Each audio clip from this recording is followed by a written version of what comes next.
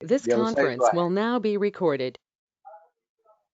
रसौषधी आयुर्वेदामध्ये आपल्या प्रॅक्टिसमध्ये कशा वापराव्या या बाबतीमध्ये आपलं आज पहिलं पुष्प हे आपलं सर्व वैद्य मंडळींना मी अर्पण करतोय. पुन्हा एकदा रिपीट करतो टॉपिक आपला इम्पॉर्टन्स ऑफ रसौषधीज इन क्लिनिकल प्रॅक्टिस. याच्यामध्ये मी काही पीपीटी पण आपल्याला दाखवणार आहे आणि त्याच्यानुसार आपण आपल्या पुढच्या पुढे आपण सुरुवात करूया.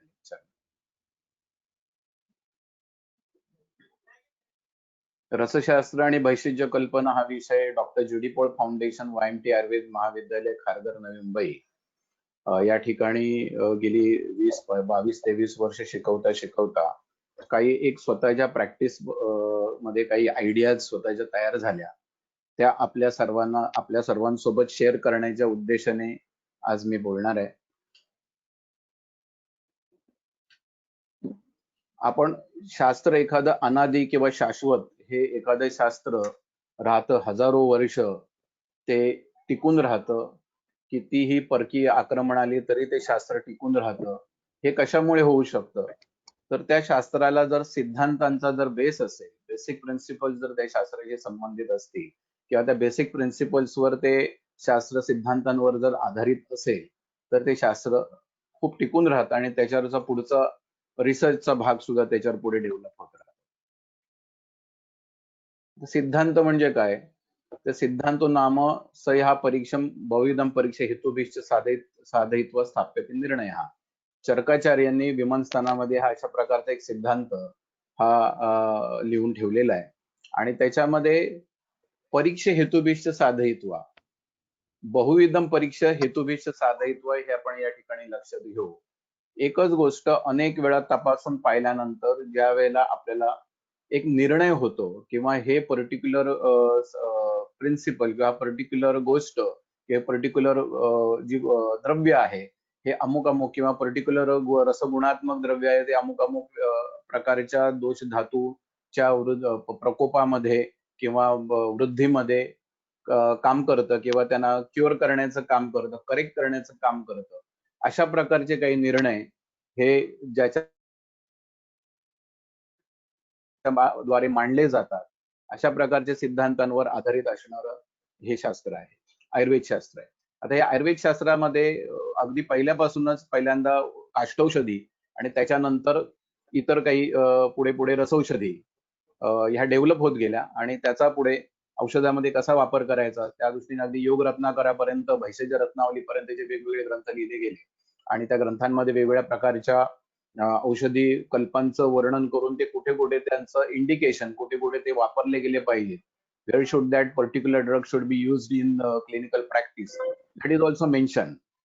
तर या गोष्टींचा थोडाफार आपण उहापोह या ठिकाणी करू आणि मुळामध्ये एक गोष्ट लक्षात ठेवली पाहिजे की अग्नी ही जी संकल्पना आहे ही आयुर्वेद शास्त्रात खूप चांगल्या पद्धतीने मांडली. रादर अग्नी या गोष्टीवरच, अग्नी या विषयावरच सर्व आपली जी आयुर्वेदिक चिकित्सा आहे ही सर्व आयुर्वेदिक चिकित्सा ही अग्नी हा कन्सेप्ट लक्षात घेतल्यानंतरच आपल्याला ती व्यवस्थित कुठलं ड्रग कुठे वापरायचं आणि का वापरायचं, किती मात्रेमध्ये वापरायचं, कोणत्या कंडिशन मध्ये वापरायचं, ह्या सर्व गोष्टींचा आपल्याला अभ्यास होतो. त्यामुळे अग्नी ही गोष्ट आपल्याला समजून घेणं हे तितकंच महत्वाचं आहे.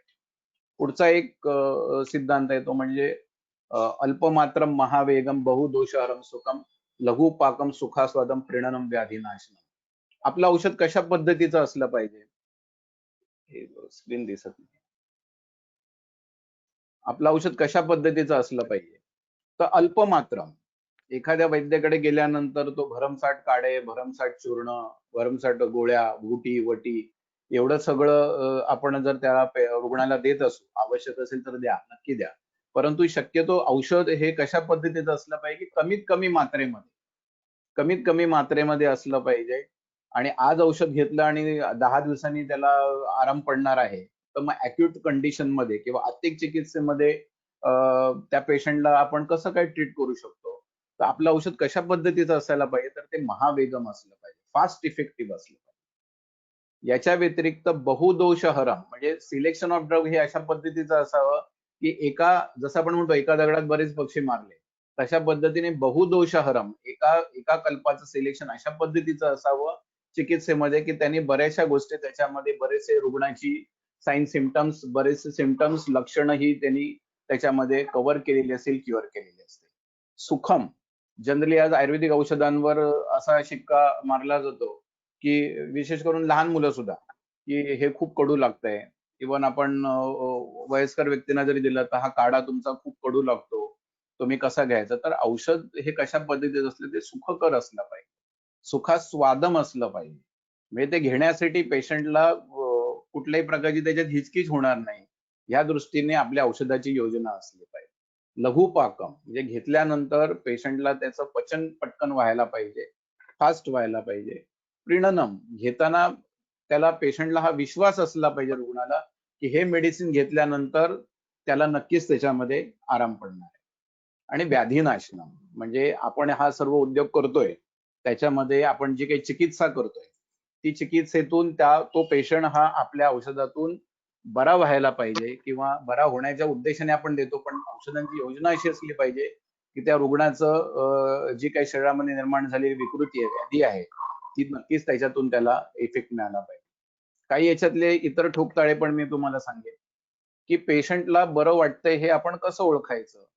तर पेशंटने जर तुम्हाला 6 फॉलोअप दिलेले असतील, पेशंट 6 वेळा तुम्हाला व्यवस्थित वेगवेगळ्या वेळी येऊन 6 फॉलोअप त्यांनी पर्टिक्युलर त्याचा दिलेला 14 दिवसांचा 2 आठवड्यांचा डोस पूर्ण करून असं जर तो 6 वेळा तुम्हाला व्हिजिट करून जर तो सांगत असेल, की बाबा मला हा अशा-अशा पद्धतीचा भेटेल, याचा अर्थ त्या पेशंटला सिम्प्टमॅटिक नक्कीच त्या ठिकाणी रिलीफ आहे. म्हणून तो पेशंट आपलं मेडिसिन हे घेत असतो.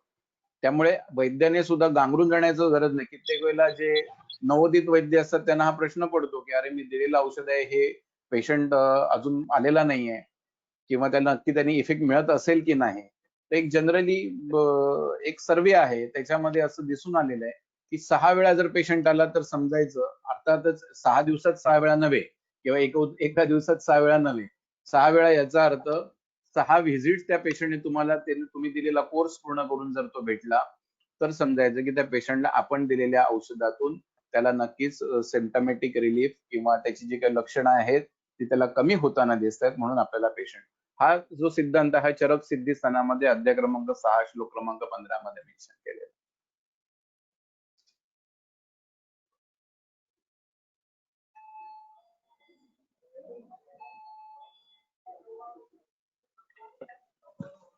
हे स्क्रीन पुढे का नाही सरकत?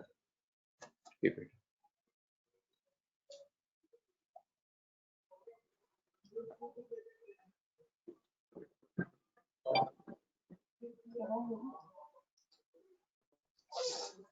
आणखीन आजच्या लेक्चरमध्ये एक मला सांगायचं आहे, की ग्रंथांमध्ये सांगितलेले कल्प हे तर शिरोबंदी आहेच, प्रश्नच नाही. अनुभवातून ते लिहिलेले म्हणजे जसं बहुविधम परीक्षकेर बहुविधम परीक्ष हे ही परीक्षा चाचणी करूनच ते ग्रंथांमध्ये मेन्शन केलेले आहेत, याच्याबद्दल वाद नाही. परंतु तरी सुद्धा काही सुवर्णकल्प किंवा काही कल्प असे असतात, की सुरुवातीच्या प्रॅक्टिसमध्ये वैद्यांना तेवढे ठेवणं आपल्या क्लिनिकमध्ये परवडत नाही किंवा सुरुवातीला नवोदित वैद्याने एखाद्या रुग्णाला एखादा सुवर्णकल्प लिहिला, तर तो त्या रुग्णाला पण तो महाग वाटत असतो. अशा वेळेला आपण आपले स्वतःचे काही योग बनवले. मी नेहमी माझ्या लेक्चरमध्ये सांगत असतो, की स्वबुद्धैव सहस्त्राणी कोटीर्वापी प्रकल्प आहे. म्हणजे आपण आपल्या स्वतःच्या बुद्धीने इतर कल्पांची महत्वाच्या काही कल्पांची रचना कशी केलेली आहे, ह्याचा विचार करून आपण आपले स्वतःचे योग किंवा आपण आपले स्वतःचे कल्प हे तयार करू शकतो, फॉर्म्युलेट करू शकतो, डिझाइन करू शकतो. बहुद्रव्य विकल्पात योग संख्या न विद्यते असे आपण आपली स्वतःची हा तुम्हाला अधिकार चरक संहिता कल्पसन अध्याय क्रमांक 12 मध्ये दिलेला आहे. आता थोडंसं मी माझ्या रसशास्त्र या विषयाकडे येईल, की योगवाही द्रव्य म्हणजे नक्की काय? तर हे कॅटलिस्ट आहे. जे एखाद्या योगामध्ये किंवा एखाद्या तुम्ही बनवलेल्या एखाद्या चूर्णांच्या योगामध्ये हे जर कॅटलिस्ट तुम्ही जर त्याच्यामध्ये ऍड केलेलं असेल, तर त्या चूर्णाची दिलेली जाणारी ऍक्च्युअली चूर्णाची मात्रा 1 कर्ष 4 तोळे 40 ग्रॅम एवढं एका वेळेला पेशंट घेणं हे आजच्या काळामध्ये शक्य होत नाही किंवा त्याच्यावर पेशंट बऱ्याच वेळेला वैद्यांबरोबर आर्ग्युमेंट्स करत बसतात.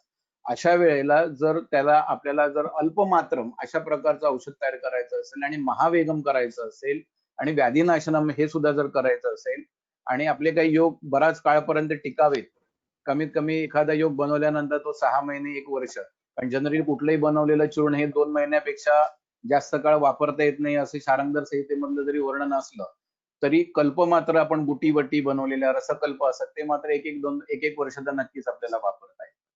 मग त्याच्यामध्ये त्या कल्पामध्ये असं काय टाकलेलं आहे? असं काय त्यात कुठलं कॅटलिस्ट ऍड केलेलं आहे? कुठलं योगवाही द्रव्य ऍड केलेलं आहे? That you have to study. मग त्याच्यामध्ये एक जनरली ढोबळ मानेने जर आपण अभ्यास केला तर आपल्या असं लक्षात येतं की त्याच्यामध्ये बऱ्याचशा कल्पांमध्ये एकतर कज्जलीचा वापर केलेला असतो किंवा शुद्ध केलेल्या हिंगुळाचा वापर केलेला असतो किंवा रससिंधुराचा वापर केलेला असतो किंवा मल्लसिंधुराचा वापर केलेला असतो. मग ह्यांना मी म्हणेन की ही 4 आपली महत्वाची योगवाही द्रव्य आहेत. स्वर्णभंग इटसेल्फ इज अ ड्रग आणि तो जनरली प्रमेय या अधिकारामध्ये सांगितलेला आहे. त्यामुळे तो प्रॅक्टिसमध्ये युक्तिप्रमाणाने कसा वापरायचा ते मी सांगेनच.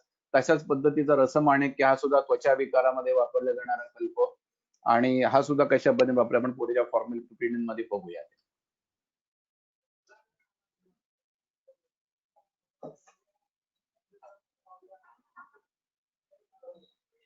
काय झालं बघ.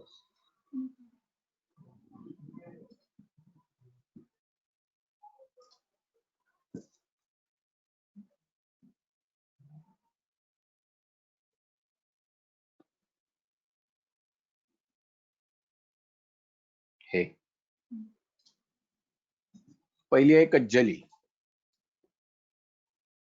ह्या कज्जली आपण जी औषधामध्ये वापरणार आहोत किंवा जे योगवाही द्रव्य म्हणून वापरणार आहोत ती खूप चांगल्या पद्धतीने घुटलेली असली पाहिजे. त्याचं प्रमाण, त्याच्यामध्ये वापरलेला पारा आणि गंधक हे ग्रंथोक्त पद्धतीने शुद्ध केलेल्या पद्धतीचे असले पाहिजेत.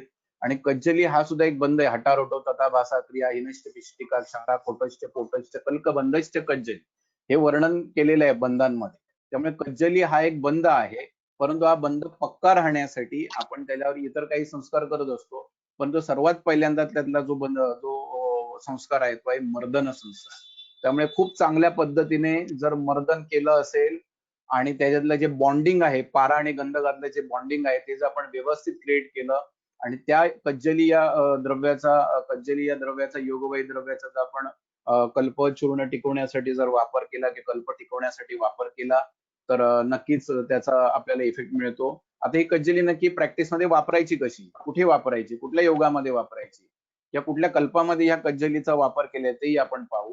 एक कल्पना दळवी नावाची आमच्या डिपार्टमेंटची एक पीजीची स्टुडंट होती. तिने हा स्टडी केला होता की पारा आणि गंधकाचं बॉन्डिंग कज्जलीमध्ये किती प्रमाणामध्ये घुटल्यानंतर किती प्रमाणामध्ये कशा पद्धतीने तयार होतं. तर तिथे एसे मिडॅक्स नावाची तिने एक टेस्ट टाटा पवईला जी केली होती. कुठली इन्स्टिट्यूट पवईची? पवईच्या एका इन्स्टिट्यूट मध्ये केलेलं आहे आणि त्या ठिकाणी तिने हे काढलेले त्याचं microscopic examination scanning electron microscopic आहे. मॅग्निफिकेशन अंडर 1000 टाइम्स जे बघितलं जातं ते आणि 5000 टाइम्स मॅग्निफिकेशन एवढं सूक्ष्म स्वरूपामध्ये. कारण आज नॅनो टेक्नॉलॉजीचा जमाना आहे. म्हणजे 10⁻⁹ मीटर एवढं सूक्ष्मत्व आपल्याला जर भस्माला असेल तर आपण समजतो की दिस इज नॅनो पार्टिकल. आणि असे पार्टिकल जे असतात ते शरीरामध्ये औषधामधून गेलेले व्यवस्थित ऍब्झॉर्ब केले जातात किंवा ज्या टार्गेटेड सेल्स आहेत त्या टार्गेटेड सेल्स पर्यंत पोहोचण्याचं काम होतं.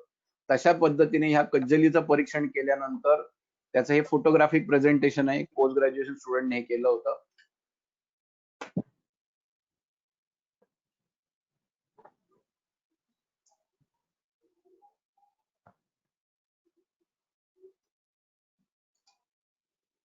दुसरं द्रव्य आहे ते म्हणजे रससिंदूर. रससिंदुराचा सुद्धा वापर हा याचं सुद्धा एसेमिडॅक्स अनालिसिस बघितलं सिंदुराचं तर त्याच्यामध्ये सुद्धा किती सूक्ष्मत्व हे दिसतंय या मायक्रोस्कोपिक एक्झामिनेशन मध्ये दिसतंय आपल्याला एसेमिडॅक्स मध्ये. या रससिंदुराचा सुद्धा वापर आपण कुठल्या व्याधींमध्ये केला जातो किंवा काय कुठे त्याचा योगवाही द्रव्य म्हणून वापर केला जातो ही आपण पाहूया. पहिल्यांदा आपण योगवाही द्रव्यांचा अभ्यास करतोय. आता ही तयार केलेली जी योगवाही द्रव्य ती आपण आपल्या क्लिनिकमध्ये कशा पद्धतीने प्रेझर्व करावी.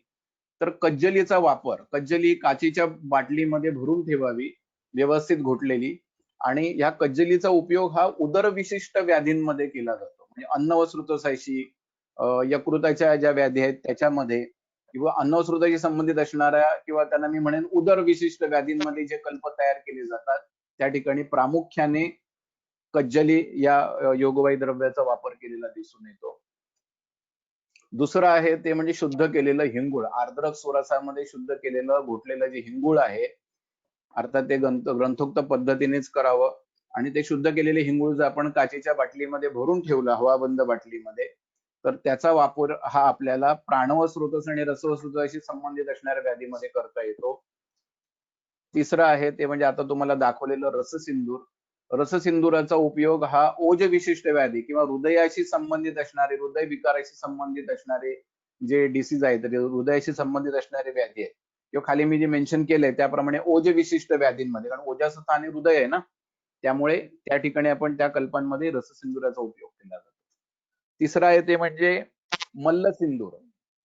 मल्लसिंदूर हे जे आहे याचे हा सोमलाचा कल्प आहे आणि ह्याची जर फाईन पावडर करून जर आपण बाटलीमध्ये भरून ठेवलेली असेल तर त्याचा ते सोमल हे कसं आहे तर ते डायलेटर आहे.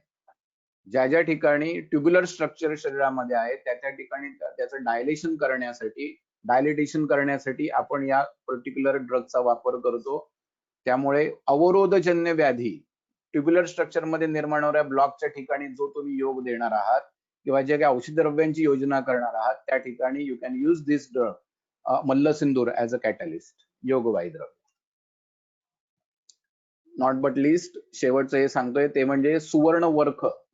सुवर्णाचा वर्ख किंवा सोन्याचा उल्लेख हा मधुर स्कंदामध्ये केलेला आहे. घृत हेम गुडाक्षोड मोच चोच परुषकम वगैरे वगैरे पुढे अष्टांग हृदयमध्ये त्याचा उल्लेख आहे. तर घृतानंतर हेम हे मधुर स्कंदातले एक महत्वाचं द्रव्य आहे आणि ह्या ज्या मधुर स्कंदातल्या द्रव्यांचे जे गुण आहेत ते आजन्म सात्म्यात पुरते धातूनाम प्रबलम बलम बालवृद्ध क्षडक शतक क्षीण वर्ण केशेंद्रिय ओजसम वगैरे वर्ण, आणि त्याच्यामध्ये सर्वात शेवटी जो उल्लेख केलेला आहे तो म्हणजे पित्तानिल विषाप. विषाप पित्तानिल विषाप. ते विष म्हणजे नक्की काय, तर आज आपण कोरोना सारख्या संकटाला आपण फेस करतोय किंवा इतर आणखीन काही शरीरामध्ये ट्युबरक्युलोसिस, राजक्षमासारखे काही व्याधी आहेत, तर हे सर्व विषजन्यच आपल्याला यांना म्हणावं लागेल.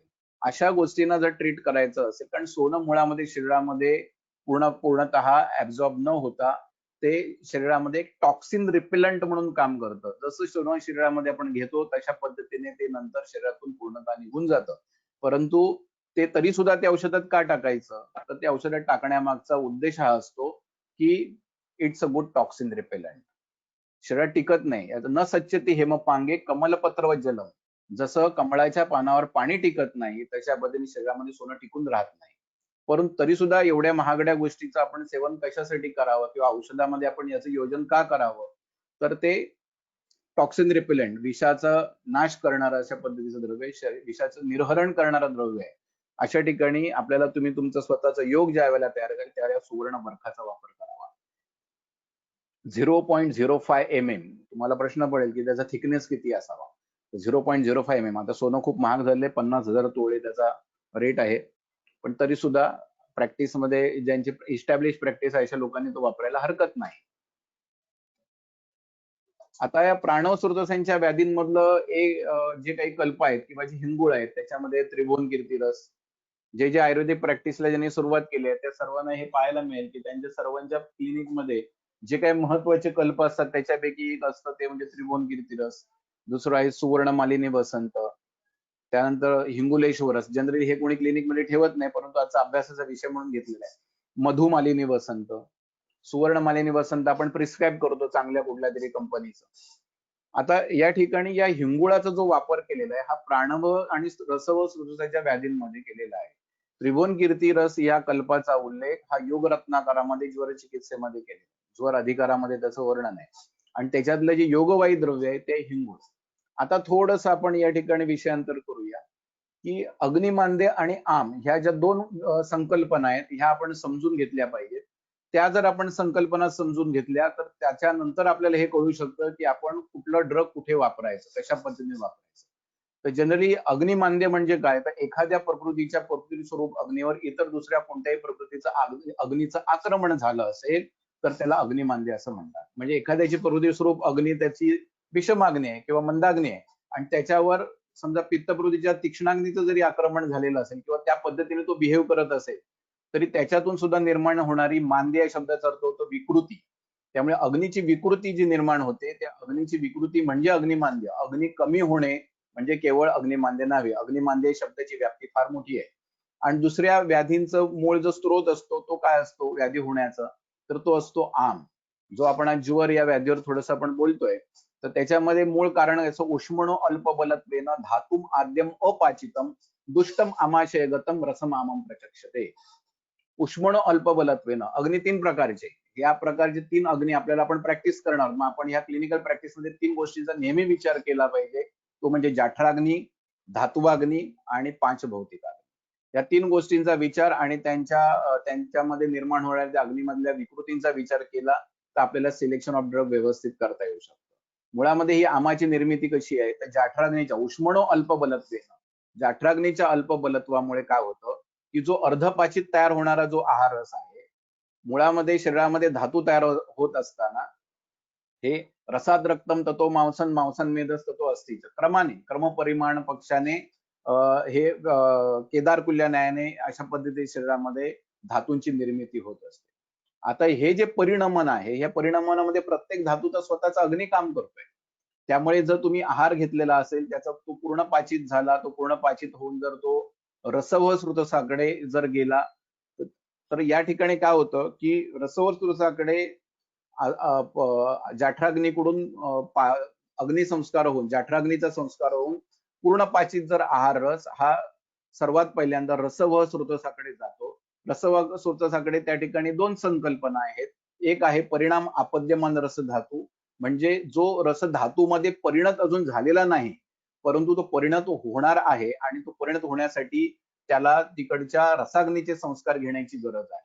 म्हणजे फर्स्ट इयरची फायनल एक्झाम एमएचएससी दिल्याशिवाय ती पास झाल्याशिवाय आपण सेकंड इयरला जाऊ शकत नाही, किंवा फर्स्ट इयर आपण पास झाले असं आपण म्हणू शकत नाही. तशाच पद्धतीने ह्या रसव स्रोतसामध्ये आलेल्या पूर्ण पाचित आहार रसावर जर रसाग्नीचे संस्कार त्रिणी त्रिणी पंचदश सहस्त्राणी 3015 कला या विहित समयामध्ये वेळेमध्ये जर पूर्ण झाले तर त्या परिणाम आपद्यमान रस धातूचं परिणत रस धातूमध्ये रूपांतर होतं.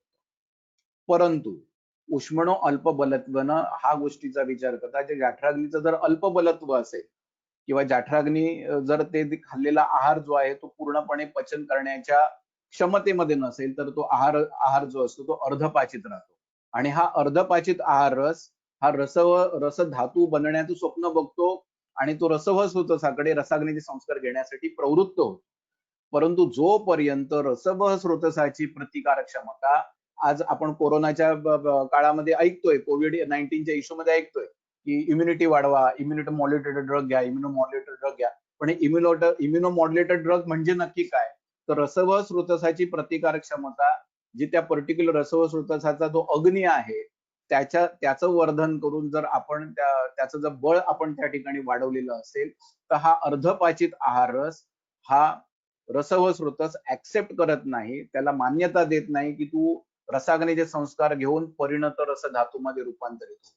हा अर्धपाचित राहिलेला जो आहार रस आहे हा दुष्टम आमाशय गतम, तो परत आमाशयाकडे पाठवला जातो. परत आमाशयाकडे कशासाठी पाठवला जातो की बाबा तू आमाशयाकडे जा, त्या ठिकाणच्या जाठराग्नीचे पूर्ण संस्कार घे, पूर्ण पाचित हो आणि त्याच्यानंतरच तू रस व स्रोतसाकडे परत रसाग्नीचे संस्कार घेऊन परिणत रस धातू बनवण्यासाठी ये. म्हणून त्या श्लोकामध्ये असं मेन्शन केलेलं आहे की दुष्टम आमाशय गतम, तो आमाशयाकडे परत जातो. अशा रसाला, आता त्या ठिकाणी त्याला रस हा शब्द का वापरला असेल, कारण तो रस धातूमध्ये जर पूर्ण पाचित झाला तर त्याचं रूपांतर रस धातूमध्ये होणार आहे. म्हणून त्याला अशा दुष्ट रसाला रसम, त्याला आपण काय म्हटलेलं आहे, आमम प्रचक्षते, त्याला आम असं म्हटलं जातं. म्हणून आयुर्वेदिक ज्या चिकित्सा केल्या जातात मध्ये त्यावेळेला प्रत्येक वैद्याने तुम्ही दीपन आणि पाचन ह्या दोन गोष्टींचा विचार करणं अत्यंत गरजेचं असतं. दीपन पाचनाचा विचार आपल्याला या ठिकाणी करणं गरजेचं असतं. त्यामुळे आपण म्हणतो की बा आमपाचन करायचंय, मग त्या ठिकाणी काय वापरायचं, काय केलं पाहिजे. आता हा जर आम आहे, हा पुन्हा पुन्हा जर रसवस्रोतसाकडे पूर्ण पाचित न होता अर्धपाचित अवस्थेमध्ये येऊन रसवस्रोतसामध्ये प्रवेश करण्यासाठी प्रयत्न करत असेल आणि जर तो पूर्ण पाचित होत नसेल तर तो पुन्हा पुन्हा तो आमाशयाकडे पाठवला जातो. पण हे शरीरामध्ये किती वेळा घडणार? जोपर्यंत रसव स्रोतसाची प्रतिकारक क्षमता कायम आहे तोपर्यंत हा अर्धपाचित आहार रस रसवस्रोतामध्ये प्रवेशित केला जात नाही, त्याला एंट्री मिळत नाही. बरोबर आहे. परंतु जर रसवस्रोताची प्रतिकारक क्षमता जर कमी झाली, इम्युनिटी जर डाऊन झाली, तर हा रसवस्रोतामध्ये प्रवेशित करतो आणि त्याचं ग्रंथामध्ये वर्णन केलेलं आहे. नित्य आहार विहाराभ्याम दोषाही आमाशयाश्रयः बहिर्निरस्य कोष्ठाग्निम ज्वरदः स्युरसानुगः. आणि त्या ठिकाणी तो अर्धपाचित म्हणजे आपण आम असं म्हणतोय, तो रसानु होतो, रसवस्रोतामध्ये प्रवेशित होतो आणि त्याच्यानंतर जी निर्माण होणारी लक्षण निर्माण होतात ती असतात स्वेदावरोधाः संतापः सर्वांग ग्रहणम तथा युगपत. युगपत म्हणजे एकाच वेळेला सर्वांग ग्रहण, संताप. आता या ठिकाणी संताप हा जो शब्द आहे हा रसवस्रोताशी संबंधित आहे. संताप म्हणजे देहेंद्रिय मनस्तापी सर्व रोगाग्रजो बली असं ज्वराचं वर्णन केलंय. देहाचा, इंद्रियाचा आणि मनाचा संताप. मन कुठे आलं? मन हे जसं हृदयाच्या ठिकाणी सांगितलं जातं, तसं ह्या अशा प्रकारचं जे मन आहे, या ठिकाणी विशुद्ध विकृत होणारा जो रसधातू आहे, तो ब्रेनच्या ठिकाणी corpus callosum, third ventricle, lateral ventricle या ठिकाणी जो विशुद्ध स्वरूपातला जो सेरिब्रोस्पायनल फ्लुइड आहे, ते सेरिब्रोस्पायनल फ्लुइडच्या ठिकाणी सुद्धा हे विकृती निर्माण करण्यासाठी प्रयत्नशील असतं. त्यामुळे देहेंद्रिय मनस्तापी, मनाचा सुद्धा संताप म्हणजे मनाचा सुद्धा त्या ठिकाणी त्यांनी संबंध आणलेला आहे. तर ही सर्व घटना घडत असताना ज्याला ज्वरासारखं लक्षण निर्माण होतं, स्वेदावरोधासारखं समजा लक्षण निर्माण होतं, तर त्या ठिकाणी आपल्याला अशा पद्धतीने औषधी द्रव्यांची योजना केली गेली पाहिजे की ज्याच्यामध्ये अँटीपायरेटिक ऍक्शन असेल, ज्वरग्नता द्रव्य असेल, पण ज्वरग्न हे कार्य करणारं द्रव्य कसं असलं पाहिजे, तर ते स्वेदजनन कार्य करणारं द्रव्य असलं पाहिजे. म्हणून ज्या ग्रंथकारांनी ह्या कल्पाचं ज्यांनी फॉर्म्युलेशन केलं त्यांनी काय केलं, तर त्यांनी एक स्वेदजनन कार्य करणारं एक द्रव्य घेतलं, ते म्हणजे शुद्ध केलेलं वत्सनाभ. आता वत्सनाभ हे कुठलं द्रव्य आहे, ते विषाक्त द्रव्य आहे. पण विषाक्त द्रव्याचा या ठिकाणी उपयोग करण्यामागचं कारण असं की त्या वत्सनाभाची जर शुद्धी केलेली असेल, वत्सनाभाची शुद्धी जर व्यवस्थित केलेली असेल ग्रंथोक्त पद्धतीने, तर त्याच्यामध्ये त्याची औषधी मारक मात्रा जी असते ती वाढून जाते. औषधी मारक मात्रा वाढून जाते. परंतु तरी सुद्धा त्याच्यातून काही निर्माण होणारे जे ईडीआर असतात किंवा जे काही साईड इफेक्ट असतात त्याला अँटीडोट म्हणून त्या ठिकाणी शुद्ध टंकणाचा वापर केला जातो. म्हणजे शुद्ध वत्सनाभ, शुद्ध टंकण हे घेतलं. मागधी शिफाम म्हणजे पिंपळी मूळ. याचा जर तुम्ही भाऊप्रकाश निघंटूचा जर श्लोक वाचला, त्याचा रेफरन्स वाचला, तर त्याची ज्वरग्न ऍक्टिव्हिटी त्या ठिकाणी त्यांनी मेन्शन केलेली आहे. संचूर्ण हिंगुलमचे विषम व्योषम म्हणजे शुंठी, मरीच आणि पिंपळी. शुंठी, मिरी, पिंपळी म्हणजे याला आपण त्रिकटू असं म्हणतो. हे काय आहे, तर हे आमपाचक आहे. आपण मगाशी जी पाहिलेली संप्राप्ती आहे ज्वराची, ज्याचे चरक संहितेतल्या निदानस्थानामध्ये खूप सुंदर वर्णन केलंय की जसं मी आता तुम्हाला वर्णन सांगितले, जसं तसं वर्णन देते. स यदा प्रकुपिता प्रविशम आमाशय मुष्मणा सानम मुष्मणासह मिश्रीभूत आद्य परिणाम धातू रसा नामान वेत्य. तुम्ही जर नीट रेफरन्स काढून पहा, त्यामध्ये तुम्हाला जे आता आपण वर्णन ऐकलं ते जसं तसं त्या ठिकाणी मेन्शन केलेलं दिसतं. तर ह्या आमाचं जर पाचन करायचं असेल तर शुंठी, मरीच आणि पिंपळी यांचं, आपण पिंपळी मूळ वेगळी पाहिली आणि या ठिकाणी त्रिकटू हे द्रव्य आपण वेगळं घेतलेलं आहे. शुंठी, मरीच आणि पिंपळी. शुंठी आमपाचक आहे तुम्हाला माहिती आहे. मरीच काय आहे, तर प्रमाथी द्रव्य आहे. प्रमाथी द्रव्याचा त्या ठिकाणी सूक्ष्माती सूक्ष्म स्रोतांपर्यंत एखादं औषध पोहोचवण्याची क्षमता जशी योगवाही द्रव्यांची असते तशी त्या मरीच ह्या द्रव्यामध्ये पण आहे. वृक्षद्रव्य आहे ते, अतिवृक्ष द्रव्य, पण तरी त्याला प्रमाथी हा त्याचा गुणधर्म असल्यामुळे आपण त्या ठिकाणी चिकित्सेमध्ये वापरतो. हिंगुलमचे विषम व्योषम टंकणम मागती शिफाम संचूर्ण भावैत्रेदा. त्याच्यानंतर याच्यातलं महत्वाचं योग्य द्रव्य म्हणजे शुद्ध केलेले हिंगुळ त्याच्यामध्ये वापरलेला आहे आणि त्याला भावना द्रव्य दिलेले आहे. भावना, त्याला 3 द्रव्यांच्या भावना दिल्या, 3 भावना दिलेल्या आहेत क्रमाने. ते म्हणजे सुरसा म्हणजे तुळशीच्या स्वरसाची भावना दिलेली आहे.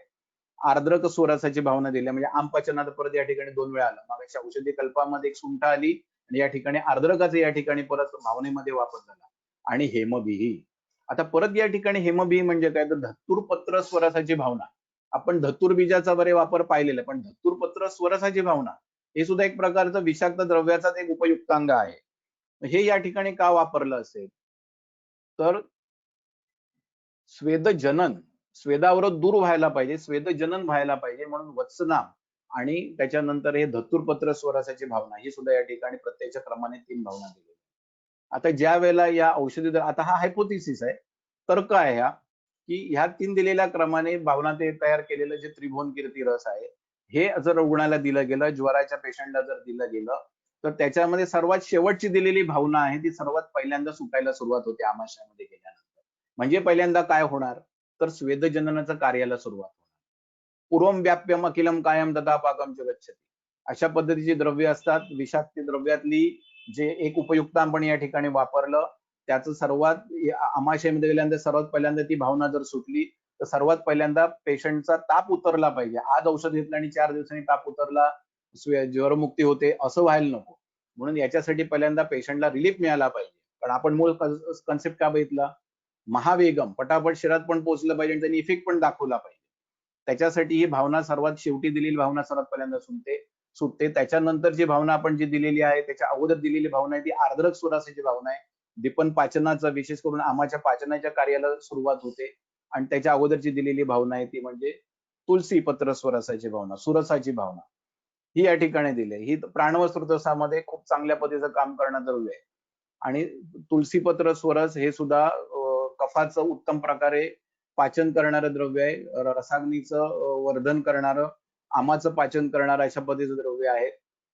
तर सुरस आर्द्रकमेवी हेमबी ह्या क्रमाने उलट्या प्रकारे 3 भावना ह्या आमाशयामध्ये सुटतात आणि त्रिभुवन कीर्ती रस दिल्यानंतर पेशंटला नक्कीच इफेक्ट झालेला दिसून येतो. प्रॅक्टिसमध्ये तुम्ही जेव्हा द्यायला सुरुवात कराल, तर पेशंट हे सांगतो, तुम्ही ती तांबूस तपकिरी रंगाची जी गोळी दिली, जिला तुळशीच्या आल्याचा रसाचा वास येतोय, ती गोळी घेतल्यानंतर मला पाऊण तासानी, 1 तासानी घाम सुटला, स्वेदजनन झालं. म्हणजे हे पहिल्यांदा लक्षण आपल्याला दूर करण्यासाठी त्याचा आपल्याला गरजेचं आहे. आता या त्रिभुवन कीर्ती रसाला त्रिभुवन कीर्ती का म्हटली असेल? तर त्याच्यामध्ये लक्षात घ्या, भावना देताना एक तुळशीची भावना दिली आहे. तुळस ही कुणाला वाहतात? तर भगवान विष्णूंना वाहिली जाते. आर्द्रक स्वरसाची भावना दिलेली आहे. आर्द्रक म्हणजे अग्नी. अग्नीशी संबंधित असणारी ही भावना दिली आहे. ब्रह्मदेवाचं स्थान कुठे आहे? तर विष्णूंच्या नाभीमधून निघणाऱ्या कमळावर बसलेले ब्रह्मदेव आहेत. त्यामुळे ब्रह्माशी प्रतिकात्मक अशा पद्धतीचं जे द्रव्य आहे ते आहे आर्द्रक स्वरसाची भावना आहे. आणि सर्वात शेवटी आहे ती म्हणजे धतुरपत्र. कुणाला वाहिला जातो? तर भगवान शिवांना वापरला जातो. बरोबर आहे. त्यामुळे तिन्ही ज्यांना आपण जनरेटर, ऑपरेटर आणि डिस्ट्रॉयर म्हणतो, ब्रह्मा, विष्णू, महेश म्हणतो. त्या तिघांनाही अर्पण केल्या जाणाऱ्या अशा द्रव्यांच्या तिघांच्याही 3-3 भावना ह्या कल्पाला दिल्यात आणि त्याच्यामुळे शिवाच्या संतापामुळे निर्माण झालेला हा जो ज्वरासारखी जी व्याधी आहे, तिला दूर करण्याची क्षमता ह्या कल्पामध्ये असल्यामुळे त्याची 3 भुवनामध्ये, त्रिभुवनामध्ये त्याची कीर्ती निर्माण झाली. म्हणून या कल्पाला आपण त्रिभुवन कीर्ती रस सांगतो. तर प्रॅक्टिसमध्ये तुम्ही जनरली जे सीओपीडीचे पेशंट बघता, क्रोनिक ऑब्स्ट्रक्टिव्ह पल्मोनरी डिसीजचे, अशा ठिकाणी तुम्ही ह्या त्रिभुवन कीर्ती रसाचा वापर प्रॅक्टिसमध्ये करू शकता. कारण त्याच्यामध्ये वापरलेलं हिंगूळ, शुद्ध केलेलं जे हिंगूळ आहे, हे ज्वरग्न कार्य करतच. कफ सुटा करण्यासाठी त्याच्यामध्ये टाकलेलं जे टंकण हे द्रव्य आहे, ते इट्स अ गुड कफ एक्सपेक्टोरंट. हे त्या चांगल्या पद्धतीने काम करतं. परंतु हे सर्व करत असताना त्रिकटूसारखं जे चूर्ण वापरलेलं आहे, हे आमाचं पाचन करतं. मूळ संकल्पना आयुर्वेदाची लंघनम स्वेदनम लंघनम स्वेदनम तिक्त दीपन आणि कटुरीचे विरेचन सॉरी लंघनम स्वेदनम यवागुस तिक्तोकर असा पाचनाने पकडन दूषणाम तोरणे ज्वरे. हा जो चिकित्सा जी सांगितलेली आहे, त्याच्यामध्ये ह्या द्रव्यांचा वापर आपल्याला आमाचं पाचन करायचंय, लंघन कार्य करायचंय, आमाचं पाचन करायचंय, दीपन करायचंय, त्या ठिकाणी या त्रिकटूचा उपयोग होतो. आणि प्रत्यक्षात ज्वरग्न प्रभावी कार्य करणारं एक वत्सनाभ आहे आणि दुसरं ते म्हणजे पिंपळी मूळ आहे. आणि या 3 भावना तर काम करणारच आहेत. तर ह्या पद्धतीचा त्रिभुवन कीर्ती रस हा 250 मिलीग्रॅम या डोसमध्ये दिवसातून आपण 2 किंवा 3 वेळा देऊ शकतो. आताच जे रुग्णाचं प्रकृती, त्याच्यानंतर त्याचा अग्नी, कोष्ठ या सर्वांचा अभ्यास करता आपल्याला त्रिभुवन कीर्तीचा 250 मिलीग्रॅम एवढा डोस हा चिकित्सेमध्ये उपयोगी पडू शकतो. एक युक्तीप्रमाणे तुम्हाला मी ह्या कल्पाचा एक उपयोग सांगेन. आमच्या सरांबरोबर ओपीडी मध्ये बसलेले असताना आम्ही एक पेशंट पाहिला होता, की त्या पेशंटनी हिस्ट्री दिली, की गेल्या 1 महिन्यामध्ये माझे केस खूप गळले आणि पूर्णपणे टक्कल पडलं, तुळतुळीत झालं. आता तुम्ही म्हणाल हे एवढं उष्णवीर्यात्मक द्रव्य आहे, उष्णवीर्यात्मक द्रव्यांचा वापर केलेलं हे त्रिभुवन कीर्ती रस बनवलंय आणि ह्या पेशंटला आमच्या सरांनी हे त्याला 1 to 50 मिलीग्रॅम TDS या डोस BD या डोसमध्ये दिली, दिवसातून 2 वेळाच दिलं आणि केवळ हे एवढंच ड्रग देऊन पेशंटला पाठवलं आणि जवळ-जवळ त्याला 21 दिवसांनी त्याला ट्रीटमेंटसाठी परत बोलवलं होतं. 21 दिवसानंतर आल्यानंतर आम्हाला आश्चर्य वाटलं, की त्या पेशंटच्या पूर्ण तुळतुळीत टकलावर अगदी बारीक-बारीक केस फॉलिकलमधून बारीक-बारीक जसं गवताचं रोपण व्हावं अशा पद्धतीने उगवताना ते दिसत होतं.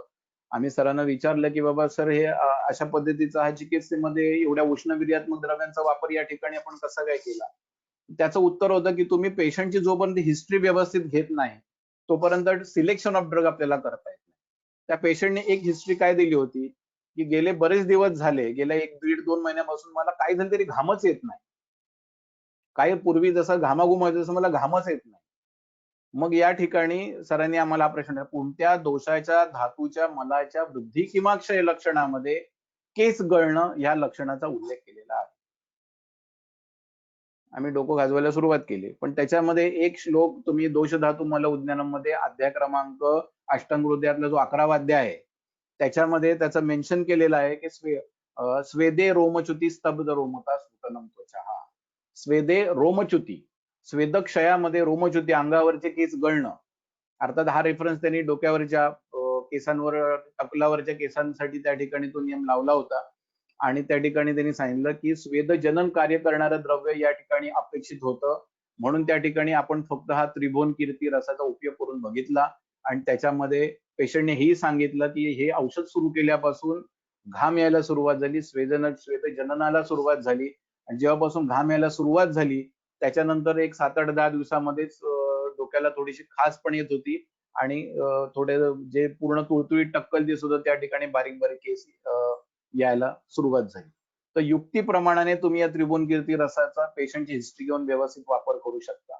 कोविडचे जे काही आता पेशंट आयुर्वेदिक ट्रीटमेंटसाठी फोन करत होते किंवा विचारत होते, त्यांना त्यांना दिलेल्या ट्रीटमेंटमध्ये सुद्धा आम्ही त्रिभुवन कीर्ती रसाचा वापर करत होतो. कारण कफाचं एक्सपेक्टोरेशन करणं, कफाचं छेदन कार्य करणं, हे आपल्याला आपल्या औषधातून करणं गरजेचं आहे. त्या ठिकाणी त्याच्यानंतर हिंगोळासारखं रसवसुतसर कार्य करणारं द्रव्य, प्राणवसुतसर कार्य करणारं द्रव्य, योगवायू द्रव्य म्हणून त्या ठिकाणी आपण वापर करतोय. कारण ज्वर हे लक्षण, फिवर हे लक्षण ऑलरेडी आहेच कोविडच्या पेशंटमध्ये. त्यांची भूक मंदावलेली आहे. अग्निमांद्य आहेच. आमाची उत्पत्ती असल्याशिवाय ज्वरासारखं लक्षण उत्पन्न होणार नाही. म्हणून त्या ठिकाणी या त्रिभुवनकीर्ती रसाचा उपयोग केला आणि नक्कीच त्याच्यामध्ये इफेक्ट मिळाल्याचं दिसून आलं. आपण पुढच्या पुष्पमालांमध्ये आपण सुवर्णमालिनी वसंत, इंग्लिशवर रस, मधुमालिनी वसंत यांचा आपण पुढे अभ्यास करणारच आहोत. आता याच्यामध्ये जर तुम्हाला तुमचा स्वतःचा एखादा योग बनवायचा असेल, तर त्याच्यामध्ये प्रत्येक स्रोतसाचा एक अभ्यास हा करावा, की त्याचे काही कार्डिनल सिम्प्टम्स, काही लक्षणं एखाद्या पर्टिक्युलर संस्थेशी संबंधित असणारी आपण शोधून काढावी. सिव्हिल सिस्टम ऑफ मेडिसिन नावाचं एक इंग्लिश पुस्तक आहे. त्याच्यामध्ये मेडिसिनचं पुस्तक आहे ते. त्याच्यामध्ये काही कार्डिनल सिम्प्टम प्रत्येक सिस्टीमची त्यांनी दिलेली आहे. त्याच्यामधलं श्वसन संस्थेशी संबंधित कार्डियम सिम्प्टम्स कुठले आहेत, तर श्वासकोशता आहे, कास आहे, हिक्का आहे, स्वरभेद आहे, पार्श्वशूल आहे, उल्हास आहे, छर्दी आहे, रक्तस्तिवन आहे, गलसंद्रंभ आहे, ज्वरप्रतीती आहे. तर ही लक्षणं जर दिसत असतील तर त्या सर्व लक्षणांना कव्हर करणारं अशा पद्धतीचा आपल्याला एक योग आपण आपला स्वतःचा बनवला पाहिजे.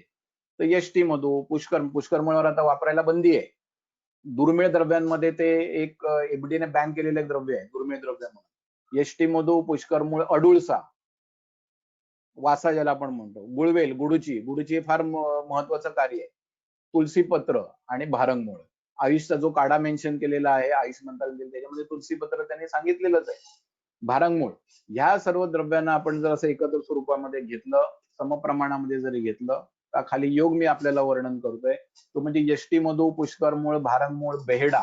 बेडा हे अग्रगण संग्रह अध्यायामधलं कासगनं एक महत्वाचं द्रव्य आहे. जो पेशंट तुम्हाला सांगेल मला सारखा खोकला येतो, त्याच्यामध्ये तुम्ही या बेड्याचा वापर करू शकता. तुलसीपत्र, वासा, सर्व जो चूर्णांचा तुम्ही योग कराल त्याच्यामध्ये शुंठी ही फक्त 10% ऍड करावी. आणि शुंठी हे योगवायू द्रव्य आहे. आमपाचक आहे, योगवायू द्रव्य आहे. त्यामुळे ते तुम्ही त्याला ज्या द्रव्यांच्या योगाबरोबर जोडाल त्यांची ऍक्शन वाढवण्यासाठी तेही चांगलं काम करतं. पण त्याची मात्रा अतिशय कमी असावी. गुडूची सत्व आणि पेशंट गुडूची सत्व 10% आणि शृंगभस्म. शृंगभस्माचा वापर आता मृगशृंग तर भस्म मार्केटमध्ये मिळणं खूप दुरापस्त आहे. अशा वेळेला एणशृंग भस्म मार्केटमध्ये मिळतं. केरळ साईडला हे अवेलेबल असतं. अगदी एका कंपनीचं ब्रँडेड अशा स्वरूपाचं एणशृंग भस्म मिळतं.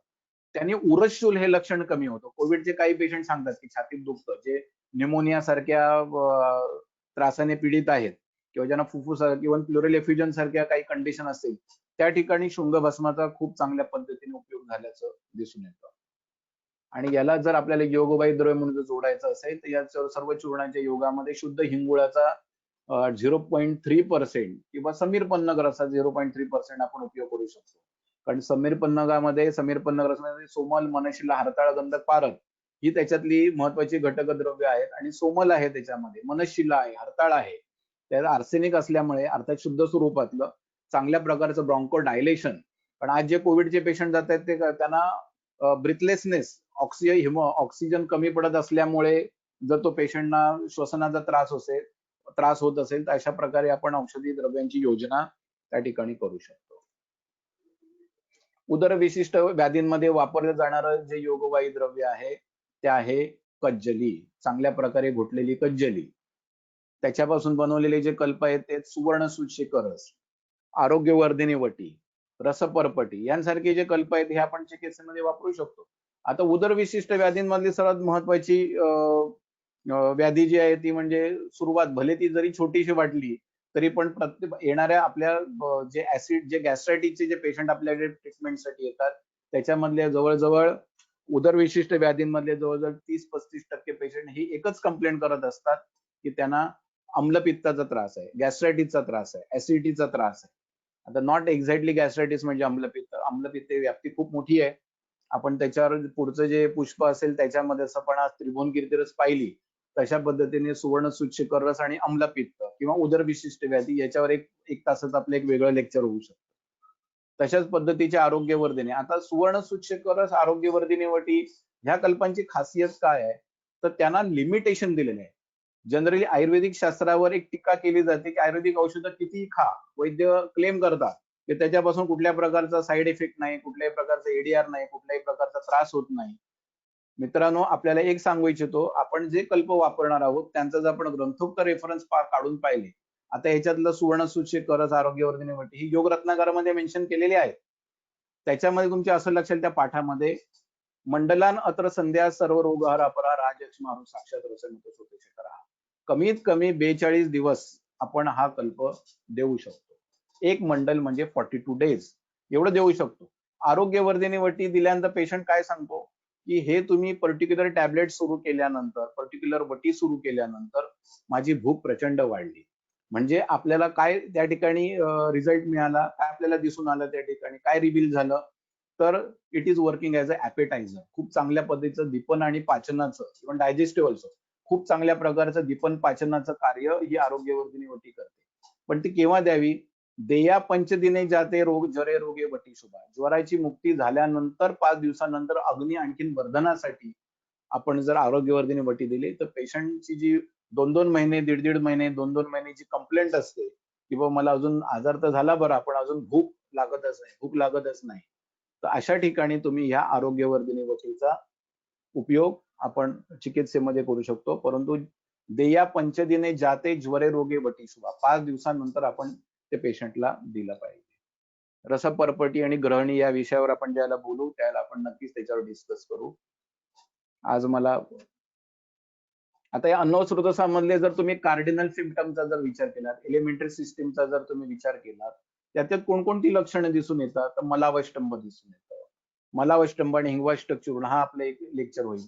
उद्गार बाहुल्य, आधमान, आटोप, आनह तिन्ही जनरली एकच समजले जातात. परंतु आधमान म्हणजे नक्की काय, आटोप म्हणजे नक्की काय, अनाह म्हणजे नक्की काय, गुल्म वातज गुल्म म्हणजे नक्की काय, याच्यावर पण आपण एक लेक्चर घ्यायला पाहिजे. उदरदाह, उल्हास, अम्लोद्गार, अरुची ही जी लक्षणं आहेत ही अन्न स्रोताशी संबंधित असणारी कार्डिनल सिम्पटम्स आहेत. मग याच्यावर जर तुम्हाला एखादं औषध जर योजायचं असेल, योग करायचा असेल, विशेष करून यांना आपण म्हणू काही जी लक्षणं, काही व्याधी आहेत ज्या मलावष्टंभाशी संबंधित आहेत, आदमानाना, आटोप, मलावष्टंभ, वातज, गुल्म ह्यांना आपण म्हणूया संघात्मक व्याधी, ऑब्स्ट्रक्शन ज्या ठिकाणी होते त्या ठिकाणी आपण हिंगवाष्टक चूर्णाचा चांगल्या प्रकारे उपयोग करू शकतो. आणि त्याला जर योगवायी द्रव्य म्हणून जर वापरायचं असेल तर त्याच्यामध्ये शुद्ध केलेली कज्जली ही अगदी 1 किलो मध्ये हार्डली 1 ग्रॅम 1 ते 1.5 ग्रॅम एवढ्या प्रमाणामध्ये जरी टाकली तरी, इथे लिहिलंय मी, मेन्शन केलेलं आहे, योगवायी द्रव्य म्हणून शुद्ध केलेली कज्जली किंवा ज्यांना सोनं जे परवडतं ज्यांना ते सुवर्णयुक्त कज्जली हिचा वापर या ठिकाणी हार्डली 1 किलोला 1 ते 2 ग्रॅम एवढ्या प्रमाणामध्ये आपण ही सुवर्णयुक्त कज्जली केली तर ते चूर्ण 2 महिन्यामध्ये खराब होणार नाही. कमीत कमी त्याचा वापर 6-8 महिनेपर्यंत आपण चांगल्या प्रकारे करू शकतो. त्यामुळे औषध टिकवणं ही सुद्धा आपल्याकडे एक जबाबदारी असते. आणि कज्जलीचा दुसरा गुणधर्म हा आहे की ते निर्जंतुकीकरणाचं कार्य करतं. औषध टिकवण्यासाठी सुद्धा त्याचा, औषधाची स्टॅबिलिटी मेंटेन करण्यासाठी कज्जलीचा खूप चांगल्या प्रकारे उपयोग. ओज विशिष्ट व्याधींमध्ये वापरलं जाणारं जे योगवायी द्रव्य आहे, किती वेळ राहिलं, ओज विशिष्ट व्याधींमध्ये वापरलं जाणारं जे योगवायी द्रव्य आहे ते आहे रससिंधूर. रससिंधूर एक उपीपक्व रसायन आहे. आता पारा आणि गंधकापासून पण कज्जली तयार करतात. कज्जली तयार केली ती पारा गंधकापासून करतात. परपटी, रसपरपटी सारखं द्रव्य तयार केलं ते सुद्धा पारा आणि गंधकापासूनच तयार केलं. रससिंधूर तयार केलं त्या ठिकाणी सुद्धा पारा आणि गंधकच वापरलेला आहे. आणि हेमगर्भ पोटेली रसायनामध्ये किंवा रसगर्भ पोटेली रसायनामध्ये पारा आणि गंधकच वापरले. फक्त याच्यातला फरक काय आहे, तर याच्यातला फरक आहे अग्निसंस्कार. तुम्ही किती प्रमाणामध्ये कशा प्रकारे अग्नी देतात त्याच्यानुसार तो पारा आणि गंधकाचं जे बॉन्डिंग आहे ते त्या ठिकाणी पक्क केलं जात असतं. आता ते बॉन्डिंग कशा प्रकारचं असतं, त्याच्या मागची काय केमिस्ट्री असते, हे जेव्हा आपण ह्या पर्टिक्युलर योगवायी द्रव्यांचं जेव्हा आपण अनालिसिसवर एखादं लेक्चर घेऊ आपल्या सिरीज मध्ये, त्यावेळेला आपल्याला हे सगळं डिटेलमध्ये मी तुम्हाला सांगणारच आहे. तर हे तयार केलेलं रससिंधूर, इव्हन ह्याला सुद्धा तुम्ही जर सुवर्ण जर त्याला जोडलं, सुवर्ण वर्ख जर त्याच्यात ऍड केलं आणि घुटलं तर सुवर्ण सिंदूर तयार होऊ शकतं. आणि हेमाभ्र सिंदुराचा उल्लेख तर ऑलरेडी केलेलाच आहे. हेमाभ्र सिंदुराचा उल्लेख हा एक चांगल्या प्रकारचे योगवायी द्रव्य म्हणून रसशास्त्रामध्ये ऑलरेडी केलेला आहे. रसहृदय तंत्रासारखे जे ग्रंथ आहेत त्या ठिकाणी या सर्व द्रव्यांचा उल्लेख केलेला आहे. हेमाभ्र सिंधू हे सुद्धा एक चांगल्या प्रकारचे योगवायी द्रव्य. उदारमध्ये ताथेट सरांकडे शिकत असताना आणि त्या काळचं ऐकून असलेल्या अंतरकर सरांबद्दल ऐकत असताना त्यांनी सांगितलेल्या काही त्यांच्या पुस्तकं आहेत त्यांची, त्याच्यामध्ये काही मेन्शन केलेल्या गोष्टी, त्यामध्ये बृहत्वा चिंतामणी रस, ज्याच्यामधलं महत्वाचं योगवायी द्रव्य ते म्हणजे रससिंधू. तर त्याचा वापर हा जनरली हृदरोगामध्ये केला जात असे. आणि हृदशूल हे जे लक्षण आहे, अंजायनल पेन, त्या ठिकाणी त्या पोद्दारच्या हॉस्पिटलमध्ये या अशा प्रकारच्या बृहत्वा चिंतामणी रस किंवा रससिंधुरापासून बनवलेल्या विषाण भस्म योगाचा वापर, या विषाण भस्माचा उपयोग, त्याचं फॉर्म्युलेशन देतोय तुम्हाला मी या ठिकाणी मेन्शन करतोय, जे आमच्या सरांनी शिकवलेलं होतं ते म्हणजे रससिंधूर 1 ग्रॅम, शृंगभस्म, मी आता या ठिकाणी मृगशृंग म्हणणार नाही, शृंगभस्म म्हणेन, कारण एणशृंग मार्केटमध्ये ऑलरेडी अवेलेबल आहे. त्यानंतर एणशृंग भस्म 50 ग्रॅम आणि पुष्कर मूळ चूर्ण 51 ग्रॅम. रससिंधूर आणि शृंगभस्माच्या समप्रमाणामध्ये पुष्कर मूळ चूर्ण, ह्या कॉम्बिनेशनला विषाण भस्म योग असं म्हणतात.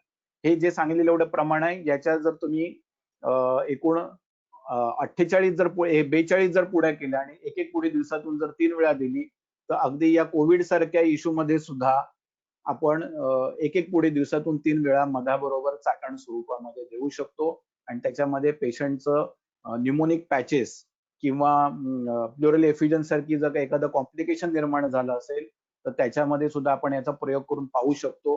अर्थात हा अनुसंधानात्मक विषय होईल.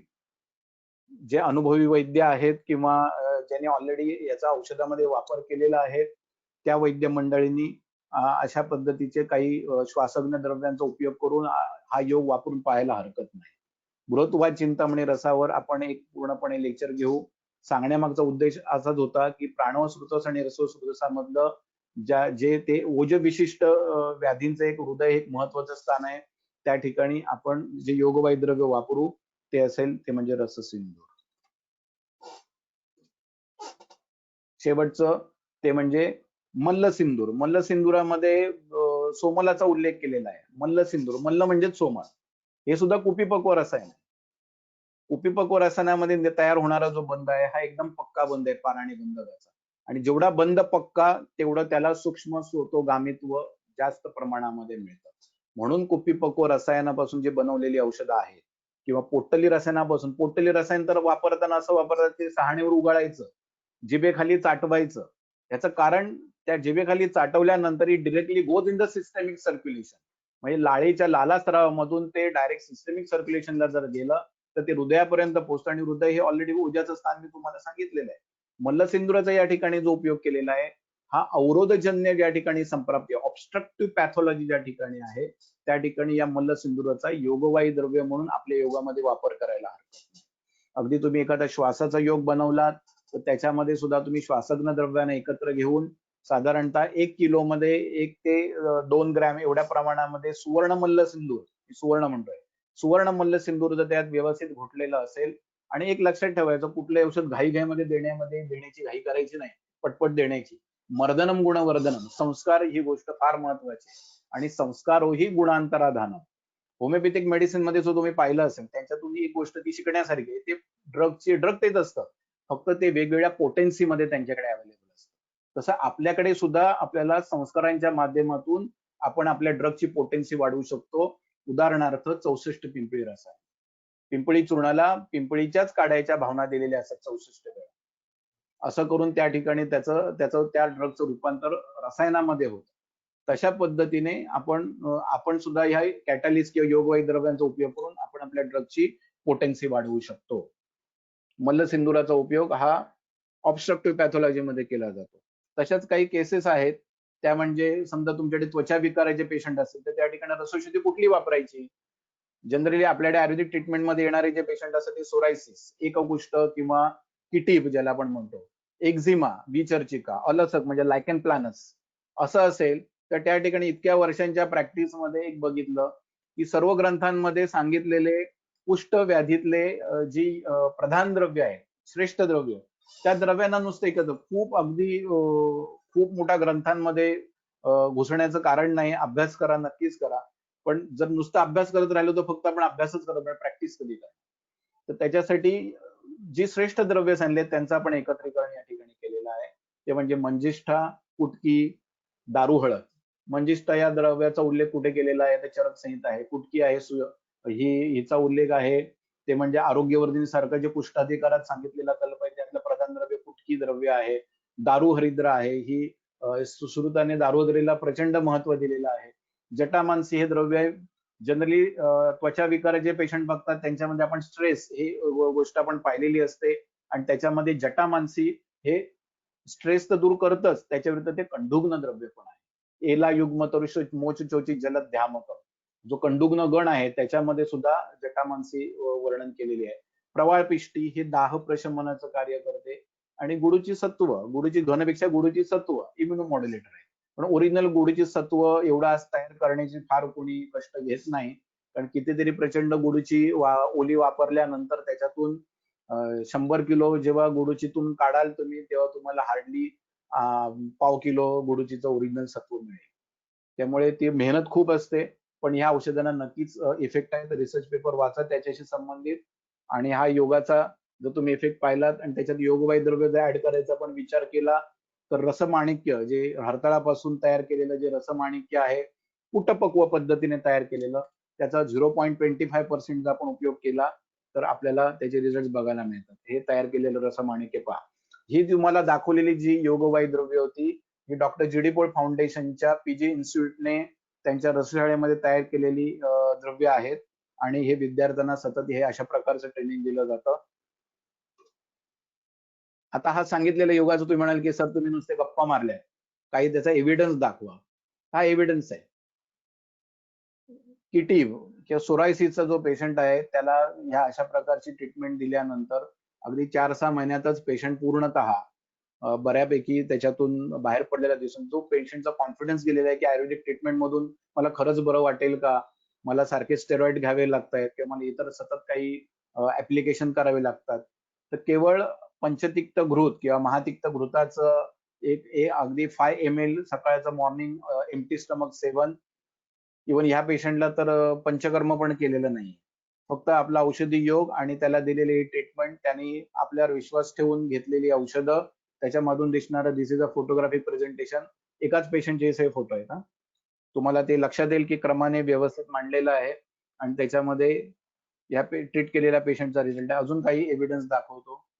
पाल्मोप्लांटर सोरायसिस म्हणून एक प्रकार आहे. हा पाल्मो सोरायसिसचा औषध आपण केलेल्या योजनेतून दिसणारा हा रिझल्ट आहे.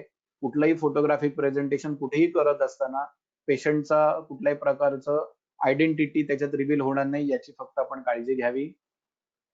याच्यामध्ये ह्या ड्रगचे रिझल्ट किती चांगले आहेत ते बघा. या पेशंटची ट्रीटमेंट अजून सुरू आहे. ज्यावेळेला आली त्यावेळेला तिची अतिशय वाईट अवस्था होती, म्हणजे चालू शकत नव्हती, परंतु जे क्रॅक्स गेलेले होते तळपायाला, त्या ठिकाणी ट्रीटमेंट मधून हळूहळू तिच्यामध्ये बऱ्याच प्रकारची रिकव्हरी.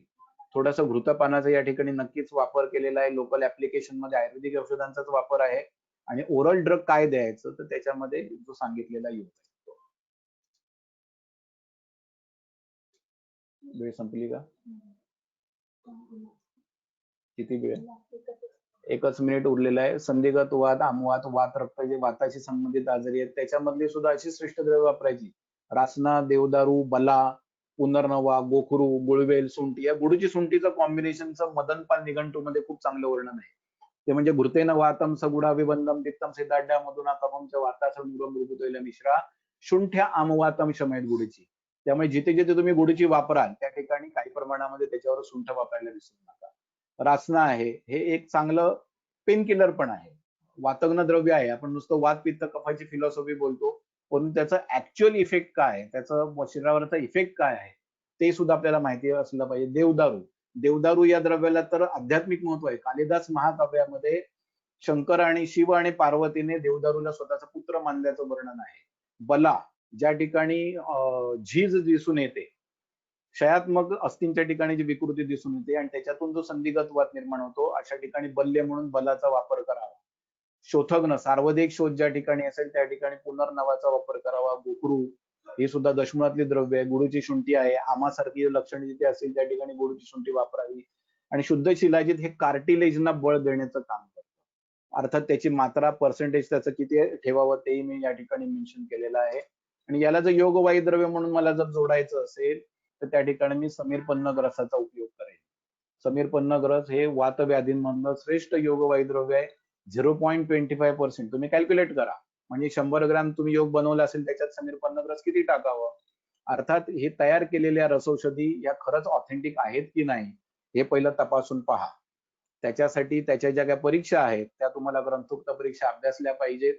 आमच्या कॉलेजमध्ये जे रसायनशास्त्र डिपार्टमेंट आहे त्या ठिकाणी ह्या अशा प्रकारचं प्रचंड काम, अर्थात सगळ्याच आयुर्वेदिक मेडिकल कॉलेजमध्ये होतच असतं, पण मी ज्या कॉलेजमध्ये शिकवतो त्या कॉलेजबद्दल मी बोलू शकतो. बाकीच्या कॉलेजचं मला माहिती नाही. एक्झामिनर म्हणून आम्ही जातो त्याला पाहायला मिळतं की या अशा प्रकारचे स्टँडर्डायझेशनचे, अनालिसिसचे वेगवेगळे कुपिप रसायनांचे प्रोजेक्ट विद्यार्थ्यांचे झालेले असतात. आणि अशा प्रकारचं चांगलं ऑथेंटिक समीर पन्नग्रस ज्याची पावडर केल्यानंतर हळदीच्या चूर्णासारखे दिसते, तो फोटो तुम्हाला बाजूला दाखवलेला आहे. अशा प्रकारचं तलस्थ कुपिपक्व रसायन, आता ज्याला आपण समीर पन्नग्रसावर डिटेलमध्ये बोलू सिरीज मध्ये, त्याला तुम्हाला मी त्याच्याबद्दल आणखीन काही गोष्टी सांगेन. समीर पन्नग म्हणजे वाताचं नाग ज्याप्रमाणे वाताचं वायूचं सेवन करतो त्या पद्धतीने वायूला गिळून टाकणारा, गिलंकृत करणारा अशा प्रकारचं हे द्रव्य आहे समीर पन्नग्रस. आणि त्याचा या ठिकाणी योगवायू द्रव्य म्हणून वापर केलेला. ही पुस्तकं आहेत. सर्व वैद्य मित्रांसाठी या आजच्या गुरुपौर्णिमेच्या हार्दिक शुभेच्छा. डॉक्टर आशिष पुंडेंनी मला, वैद्य आशिष पुंडे सरांनी मला आपल्या सर्वांना भेटण्याची आज चांगल्या दिवशी मला संधी दिली, त्याच्याबद्दल मी त्यांचाही आभारी आहे. आपण सर्व विद्यार्थ्यांनी, वैद्यांनी माझं जे काही मी बोललो त्यात काही चुका असू शकतात, काही त्रुटी असू शकतात, त्या सुद्धा आपण शांतपणे ऐकून घेतल्यात, त्याच्याबद्दल मी आपला अत्यंत आभारी आहे. आणि धन्यवाद. धन्यवाद सर. आपण गुरुपौर्णिमेच्या दिवशी वेळ काढून आम्हा सर्वांना मार्गदर्शन केले याबद्दल धन्यवाद. आणि आपण सर्वांनी सुद्धा वेळात वेळ काढून लेक्चर अटेंड केले त्याबद्दल धन्यवाद. गुरुपौर्णिमेच्या या पावन अवसरावर मी आज घोषणा करू इच्छितो की आम्ही आयुर्शाला या नावाने एक व्हेंचर चालू करून काही लेक्चर सिरीज रसशास्त्र विषयाच्या, नंतर स्त्रीरोग विषयाच्या, पंचकर्म विषयाच्या अशा. आणि आम्हाला काही सूचना आल्या तर त्यानुसार सुद्धा आम्ही काही लेक्चर सिरीज चालू करत आहेत. तर पुढील याच्यामध्ये तुम्ही आम्हाला त्या लेक्चर सिरीज मध्ये जॉईन व्हा अशी मी तुम्हाला विनंती करतो. तरी त्यासाठी सर्वांचे आणि धन्यवाद. आमंत्रण पण दे. आमंत्रण देतो. तरी त्यासाठी सर्वांनी, कारण ज्ञान हा यज्ञ आहे. जसं आपण अग्निमांद्य त्या ठिकाणी आपण जाठराग्नीबद्दल वगैरे बोलतो, त्याच्या पद्धतीने प्रत्येकाचा ज्ञानाग्नी आयुष्यभर हा सुरू राहिला पाहिजे. Okay sir. Okay, thank you. धन्यवाद सर. ओके. ओके. आताच सरांचं लेक्चर संपले, मी जाहीर करतो. आपण आलात, धन्यवाद.